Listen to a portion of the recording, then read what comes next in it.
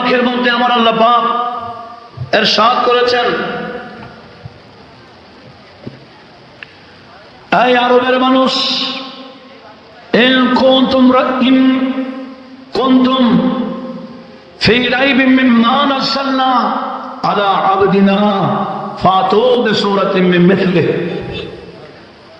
এই আরবের মানুষ, আমি আমার বান্দায়ে খাস,